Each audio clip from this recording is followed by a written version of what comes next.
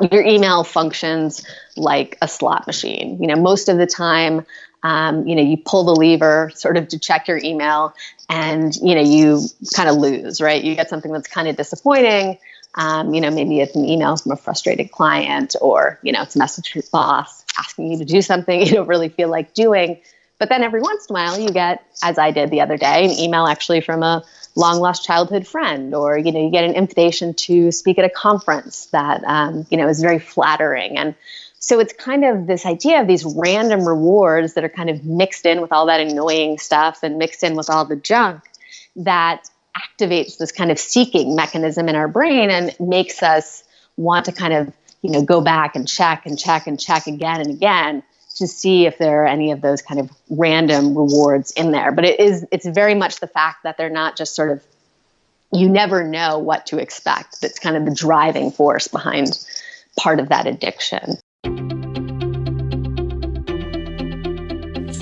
I'm Srini Rao, and this is the Unmistakable Creative Podcast, where you get a window into the stories and insights of the most innovative and creative minds who've started movements, built thriving businesses, written best-selling books, and created insanely interesting art. For more, check out our 500-episode archive at unmistakablecreative.com. Jocelyn, welcome to the Unmistakable Creative. Thanks so much for taking the time to join us. Thanks for having me. Yeah, it is really cool to have you here.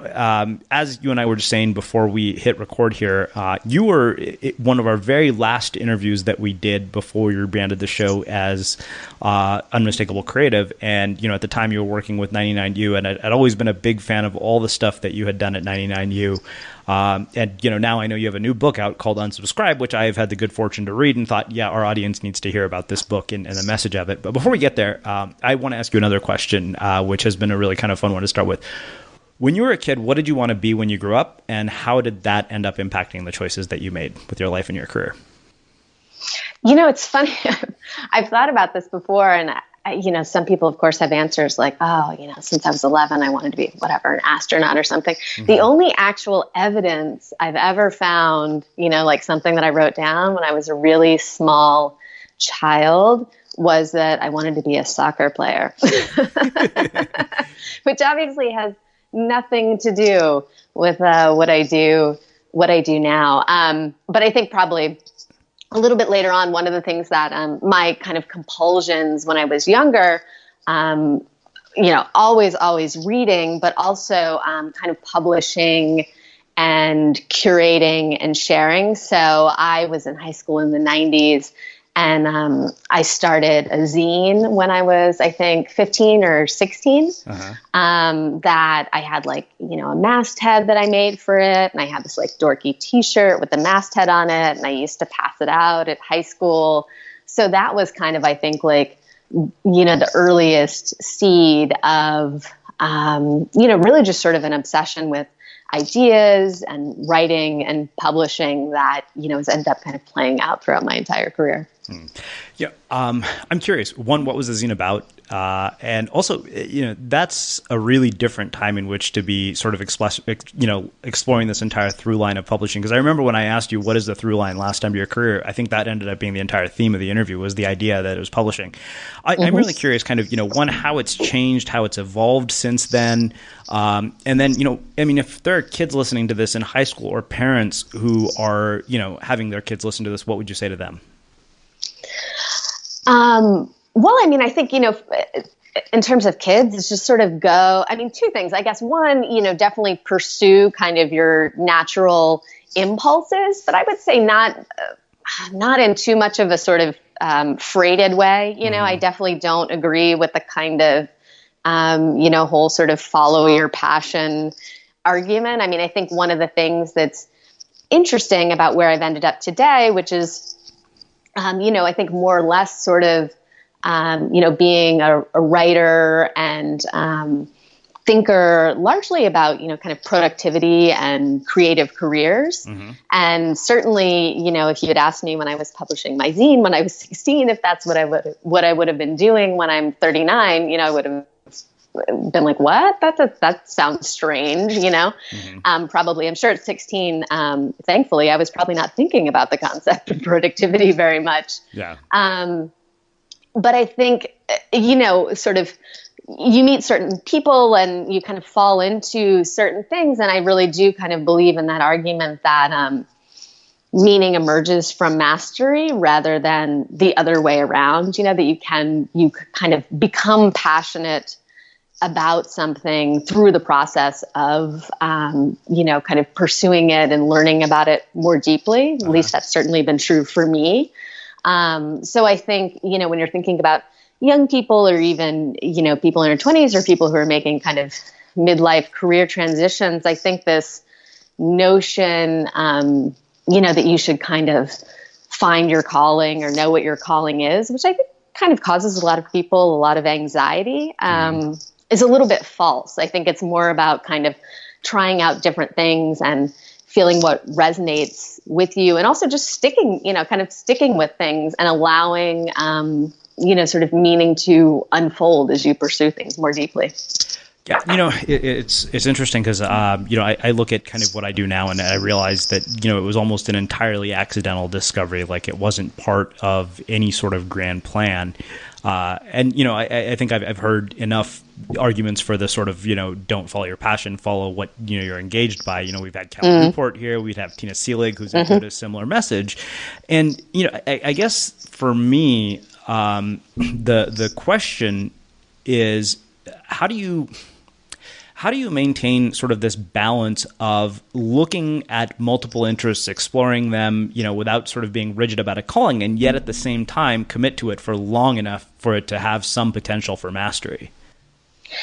Yeah, I mean, that's a good question. And the way that you were kind of just phrasing that, it got me thinking, why have we shifted kind of from this kind of follow your passion argument to this sort of more like, meaning unfolds from mastery argument, but also being very adaptable, right? And I think so much of that is about, the way that the world has changed and the way that the pace at which technology is changing the world now, right? Like, so that, you can't sort of, in a way, pursuing this one big passion and sticking only with that, it would almost leave you sort of ill-equipped to thrive in this world, right? Where you constantly have to kind of be adapting and adding new skills. And I think the kind of ideal now is more of that kind of, I think what IDEO uses is that kind of idea of the T-shaped model, right? With that sort of like deep well of expertise, and then kind of, a broad kind of shallower, different like application of skills and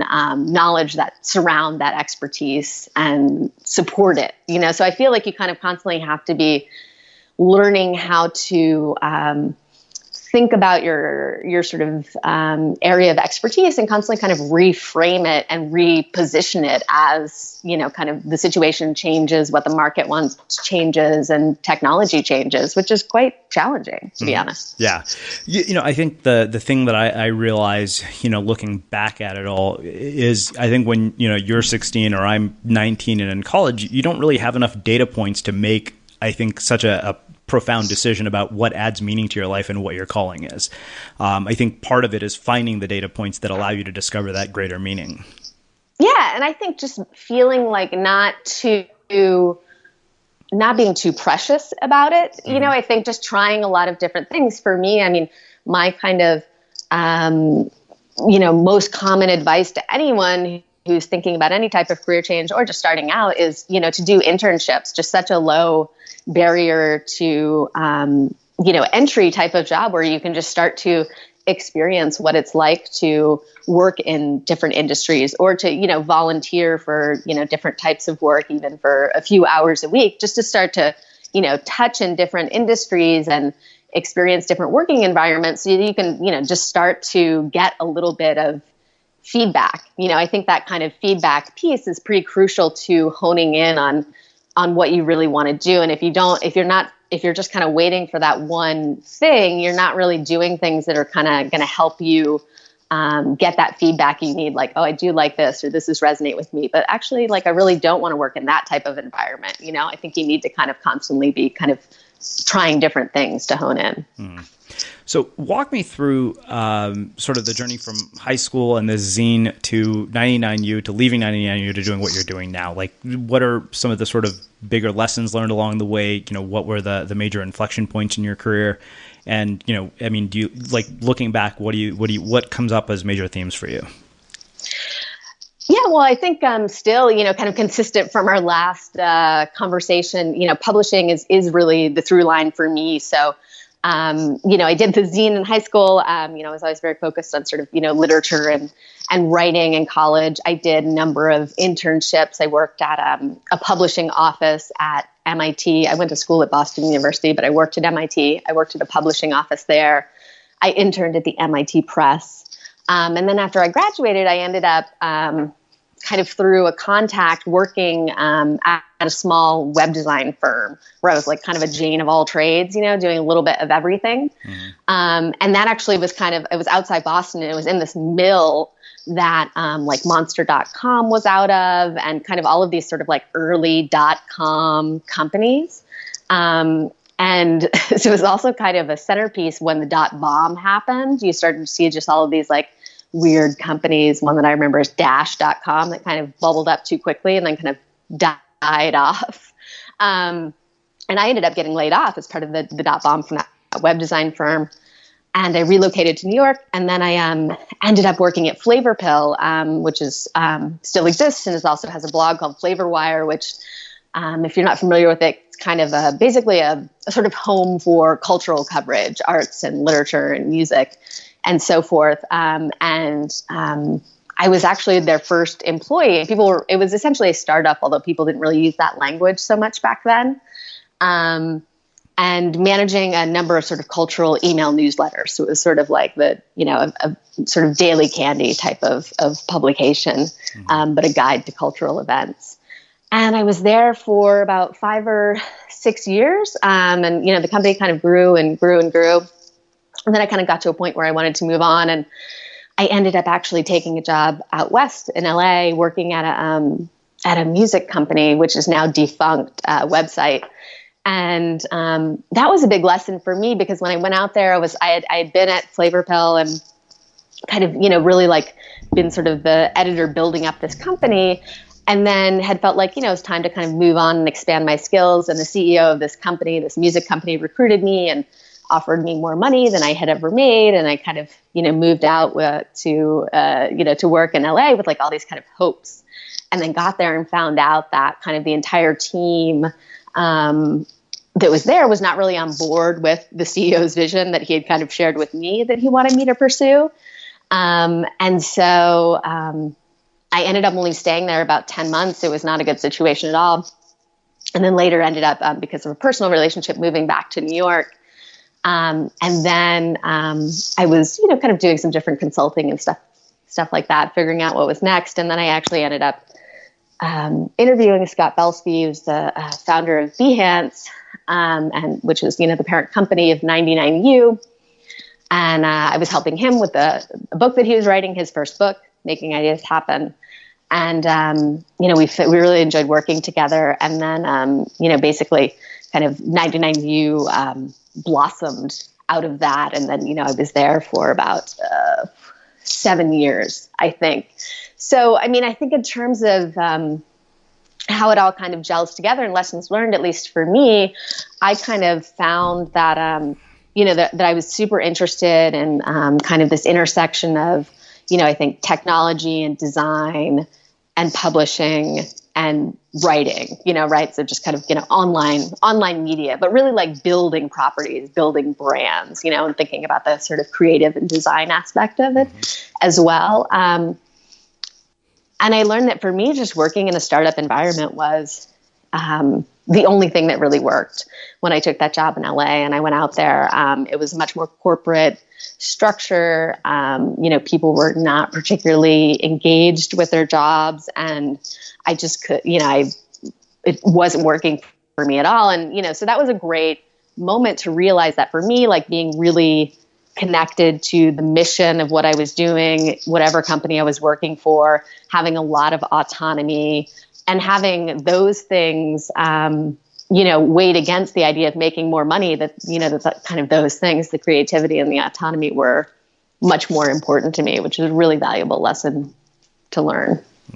So, one of the things that I know about the work that you did at 99U is, you grew it to, being this really just incredible award-winning property. And, I'm curious, when you look at the web today versus what it was when you started there, what are your thoughts and what do you say to content creators, especially individual content creators, about what is involved in producing something of high quality based on that experience?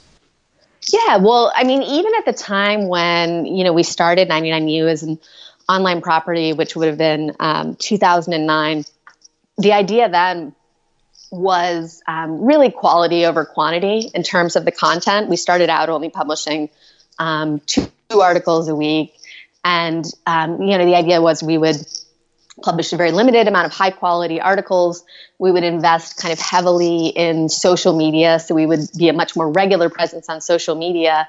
And we would focus on not just welling up like kind of new of the minute content, but also kind of archival and kind of classic content, right? So this kind of idea of creating a sort of site with, evergreen editorial was kind of the concept behind it then. And then obviously sort of using some design elements on the front end to, still make it look vibrant, not as if we were kind of not necessarily putting things out at a decent clip.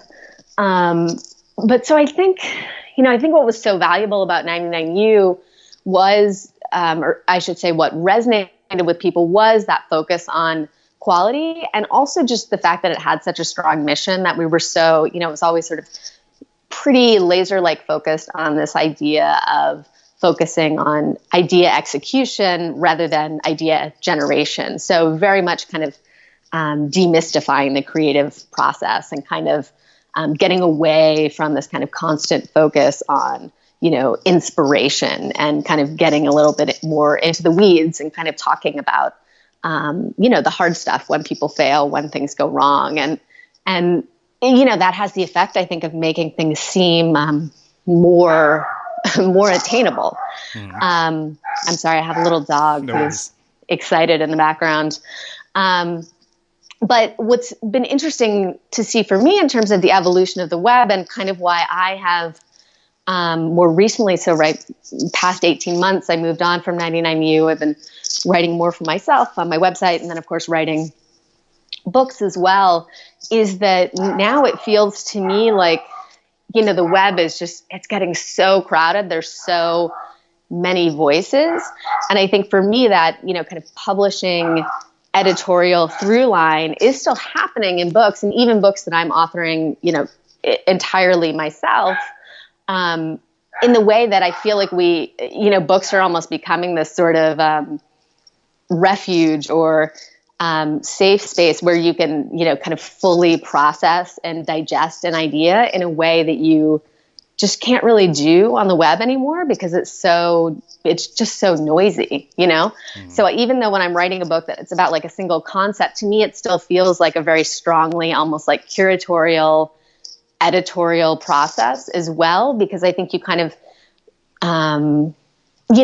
we get so much bite-sized content on the web, but it's really hard to understand the through line and how it all fits together in a way, or it takes a lot of effort that I don't think people have the time or energy to, to really commit to. So I think that, books are still playing, they've always played that role, but I think they're playing that role even more strongly now. So a couple of questions about 99U. What did you learn about life, success, business, and just, kind of navigating a career from working with somebody like Scott Belsky? Because I know he's done some pretty amazing things. Yeah, I think one of the things, there's a couple things that I learned from Scott. I would say one, one thing that I already mentioned, that sort of extremely strong focus on mission, and kind of always being very clear, almost kind of a laser-like focus on where you're going and what it means in the big scheme.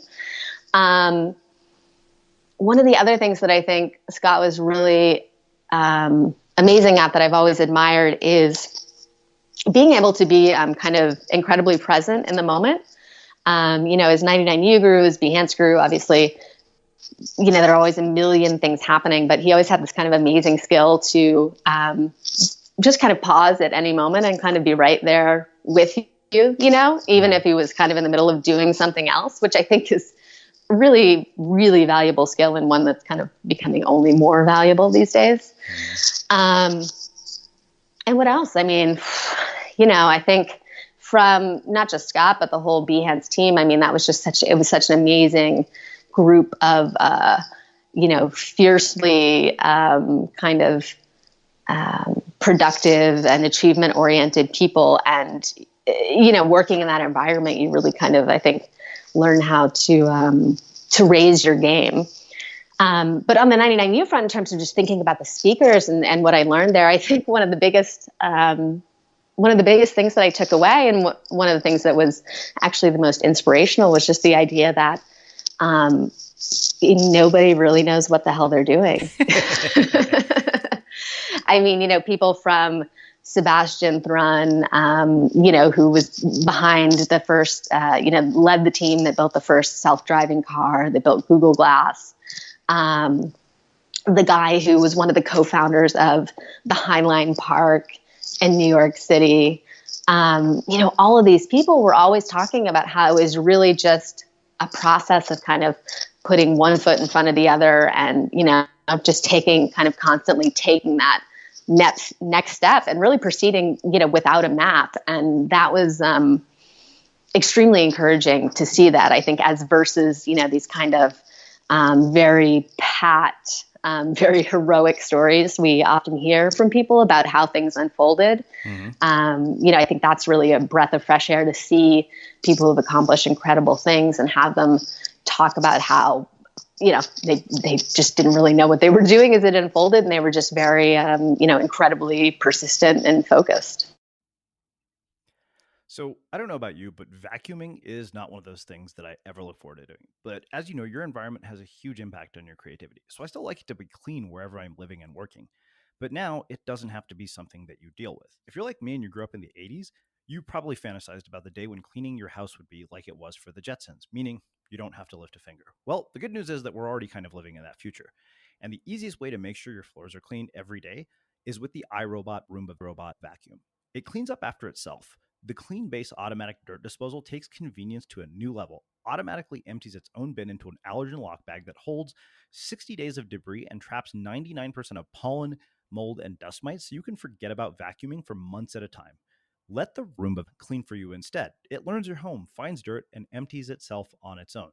It's got powerful cleaning performance made effortless. Remember, if it's not from iRobot, it's not a Roomba. To learn more, go to irobot.com/unmistakable. Well, let's do this. Let's shift gears and let's talk about why you're really here, which is to talk about unsubscribe and kind of, this notion that email is killing our productivity. So let's start with this. What sort of prompted you to write this book? Like, what planted the seed for this idea? Well, I think I've been, for a long time, I've been really just kind of, I think obsessed with the idea of, obviously obsessed with the idea of kind of thinking about productivity, thinking about creativity, and, looking at the way that the evolution of technology and how kind of, attached we are to our smartphones, how attached we are to social media, how attached we are to email, and how that is changing the way that we work and how it's impacting the creative process in particular in what I think is a largely negative way. And, when you think about, how many distractions you face in a given day, if you kind of, look at that from a sort of, kind of data analysis perspective, email remains, by far the biggest distraction for, any type of person in the workplace. And so I just became really interested in looking at, why email in particular is so addictive, and kind of what we can do to, to kind of break out of that cycle. I think that we've had email for 25 years now, and, we seem to sort of only be getting worse at it, not better. So I was kind of interested in investigating, why we struggle with it so much, and seeing if we could find some ways to deal with it in a better way. Right. So let's talk about why is it so addictive? Like I remember that to me really kind of was a really revealing part. I think understanding, and then let's talk about some of the ways to manage it. Yeah, I mean, in the top part of the book, I talk about a bunch of different psychological concepts, that sort of drive the addiction behind email. And, I think maybe we could touch on two of them right now. And the first is, this idea of random rewards. So, the notion that essentially your email functions like a slot machine. Most of the time, you pull the lever sort of to check your email, and, you kind of lose, right? You get something that's kind of disappointing. Maybe it's an email from a frustrated client, or, it's a message from your boss asking you to do something you don't really feel like doing. But then every once in a while you get, as I did the other day, an email actually from a long lost childhood friend, or, you get an invitation to speak at a conference that, is very flattering. And so it's kind of this idea of these random rewards that are kind of mixed in with all that annoying stuff and mixed in with all the junk that activates this kind of seeking mechanism in our brain and makes us want to kind of, go back and check and check and check again and again to see if there are any of those kind of random rewards in there. But it's very much the fact that they're not just sort of, you never know what to expect. That's kind of the driving force behind part of that addiction. So that's the first one. And then I think the second thing that's really interesting is this idea of completion bias. So basically science kind of, studied the brain and learned that we have, we basically love to complete things. When we complete a task, get this kind of little hit of dopamine, right? That makes us want to sort of repeat that behavior to experience that pleasurable sensation again and again. And what that means is, because we like completion so much, the sort of upshot of that is that we're sort of predisposed to focus on quick, easy to finish tasks because we get that completion very quickly. And so when you think about that idea and you kind of translate it on top of email, number one, it kind of explains this, constant compulsion to get to inbox zero, right? Because that's sort of the ultimate completion when you think about, processing your email.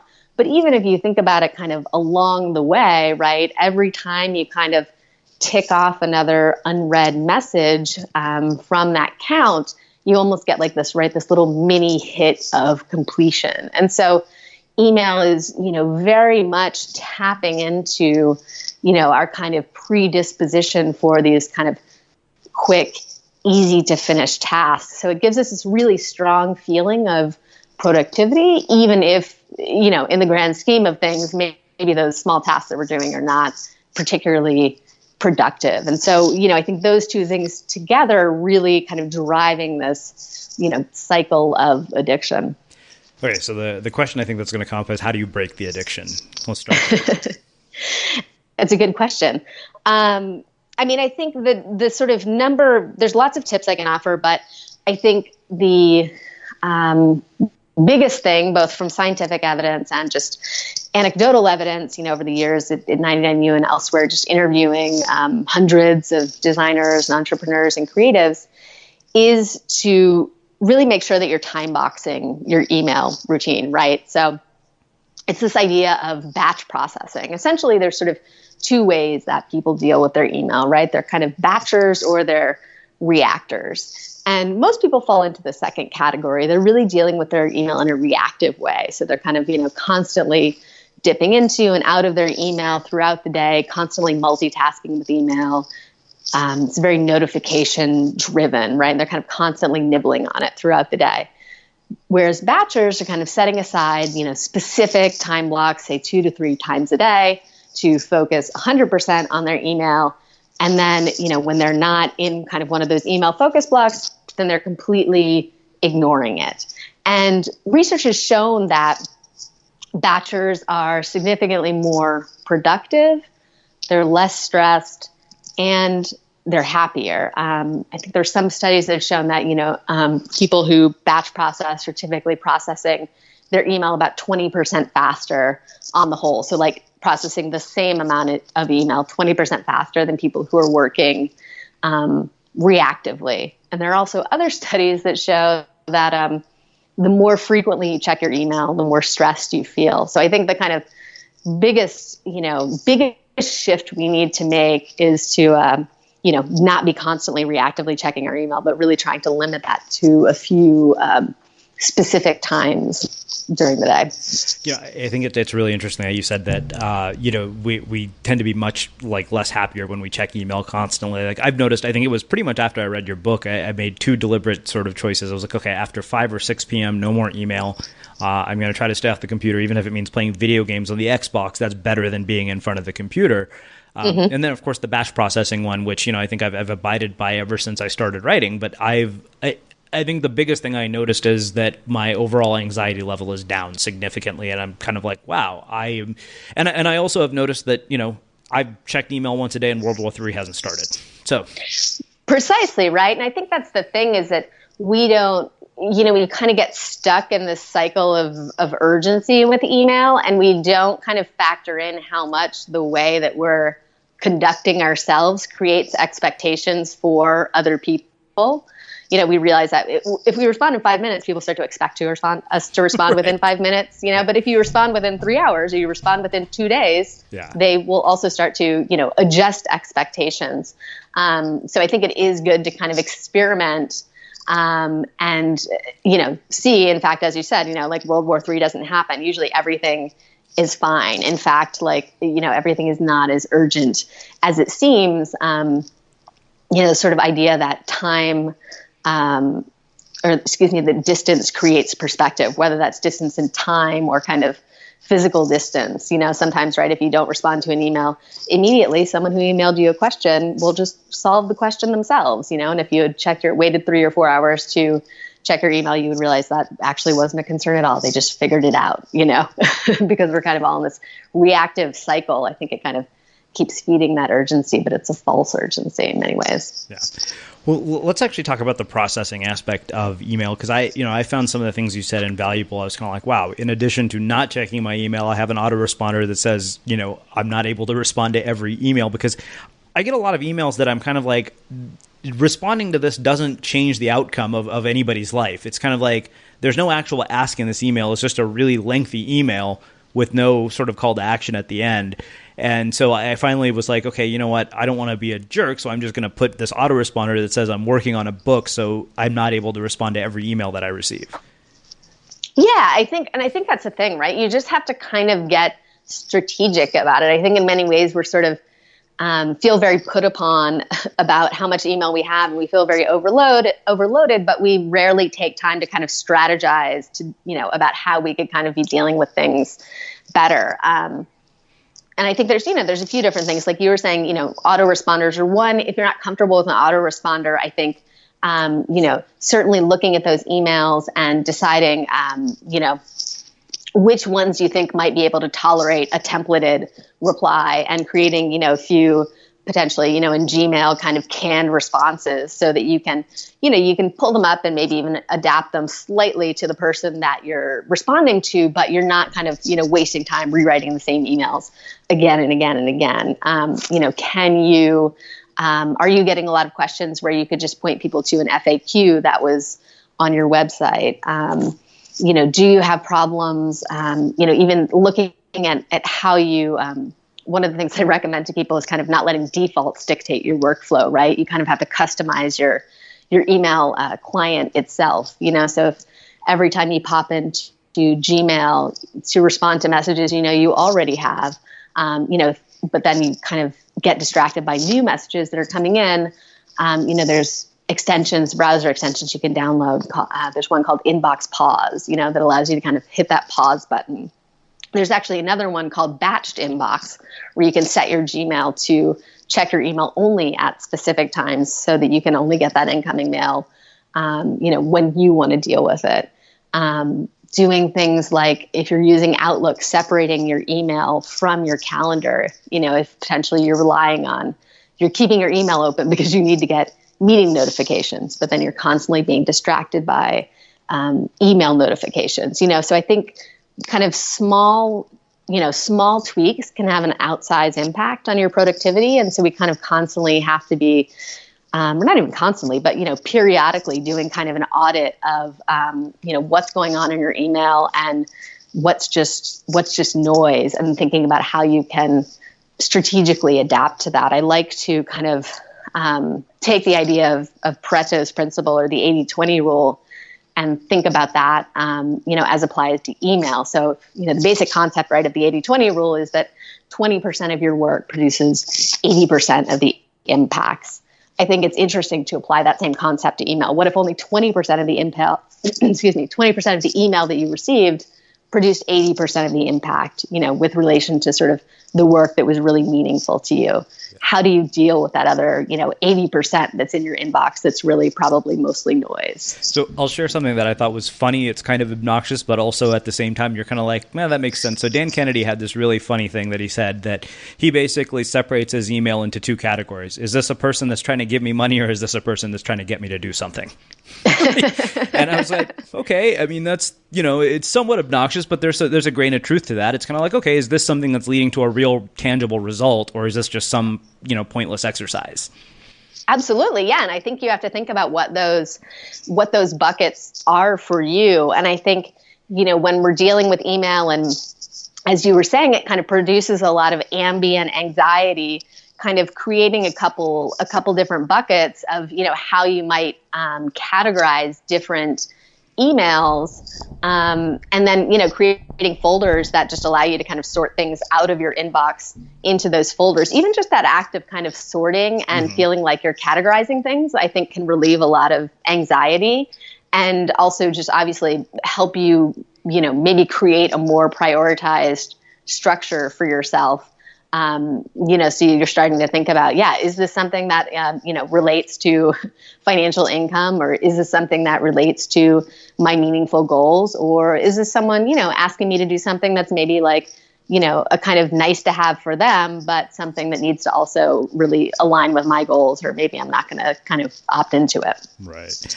Can you talk a little bit about the sort of filters that you use? Like, I remember you broke it up into sort of VIPs, collaborators, and one other group. And I was kind of like, okay, do you just use Gmail filters to do that? I did that. I was like, oh, okay, this is cool. So this kind of tells me, like, my VIP list is basically my agent, my editor at Penguin, my business partner, and that's about it.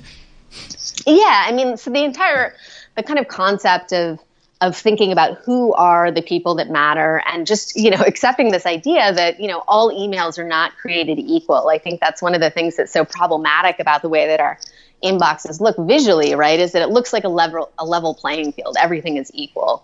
And so I think whether you actually create filters, where you link different email addresses to different categories, or you just have sort of a mental hierarchy that, you're aware of in your brain, thinking about a couple different categories of people. So, kind of the top level being VIPs, right? And so those are the people who are kind of crucial to, sort of your love and your livelihood, so maybe key, family members, your significant other, or, the boss, or the big deal client, those people who you really want to make sure you stay on top of their emails and respond to them urgently.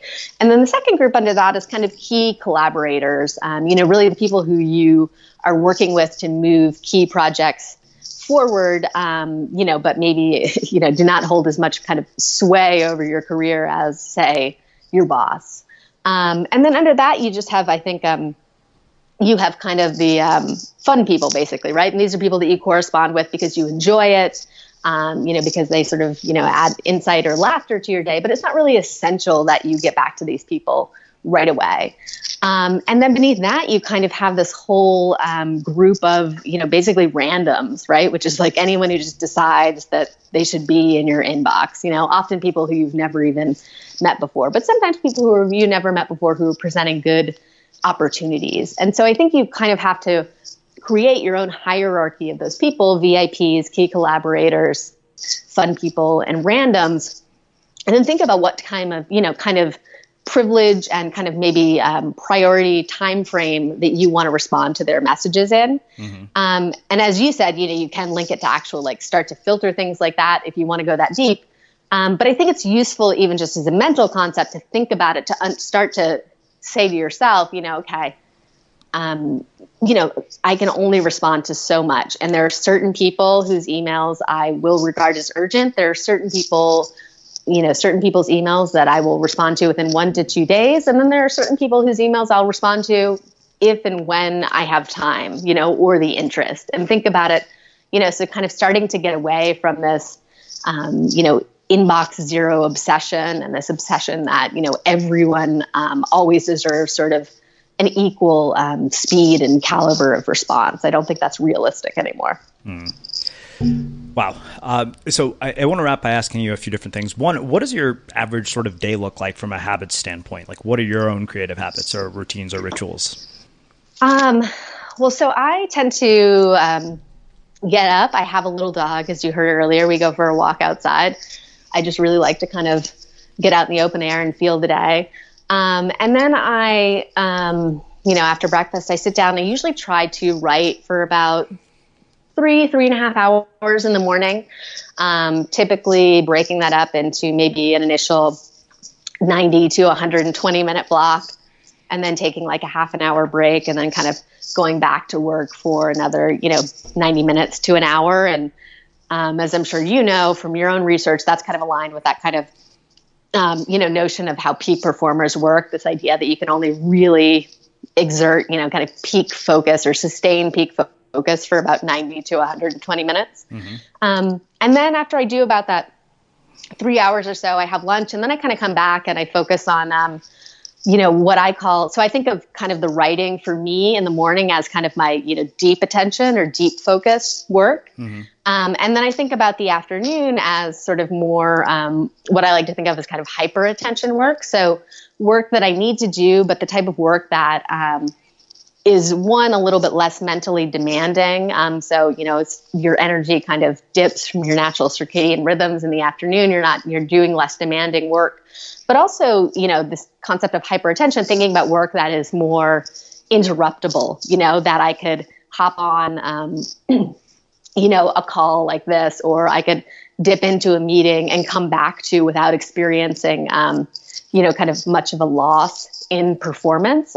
So for me, it could be whatever, putting together my email newsletter, or, working on redesigns of my website, or, the tasks that are a little bit easier to kind of dip into and dip out of. So that's kind of for me, like sort of the general structure of the day, is trying to have that deep focus in the morning, and then, doing a little bit of the more kind of hyper attention work in the afternoon.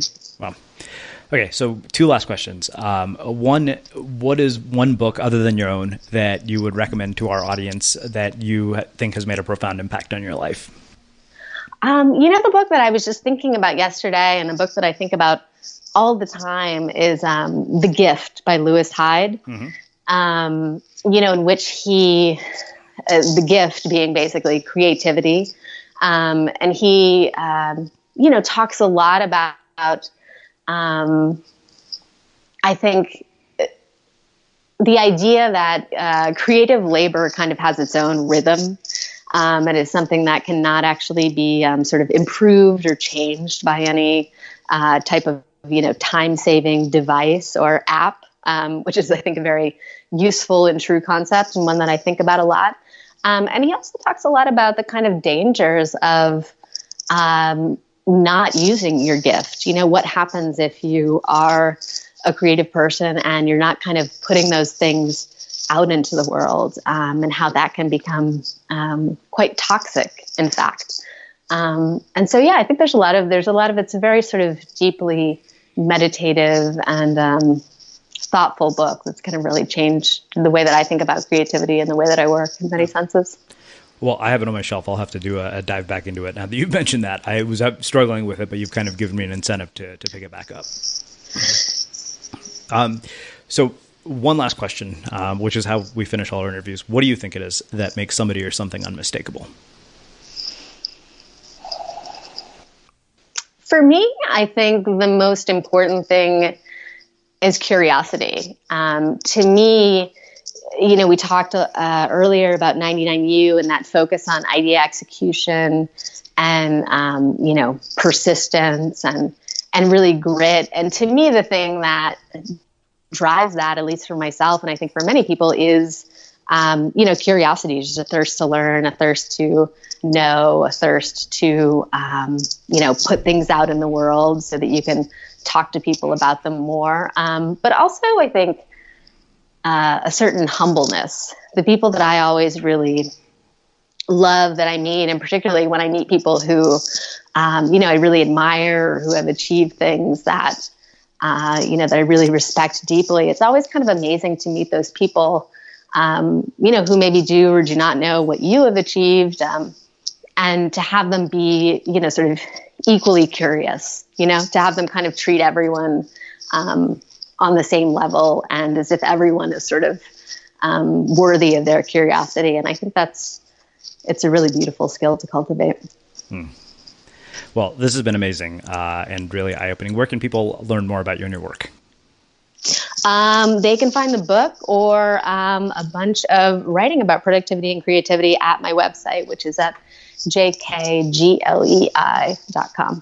Awesome.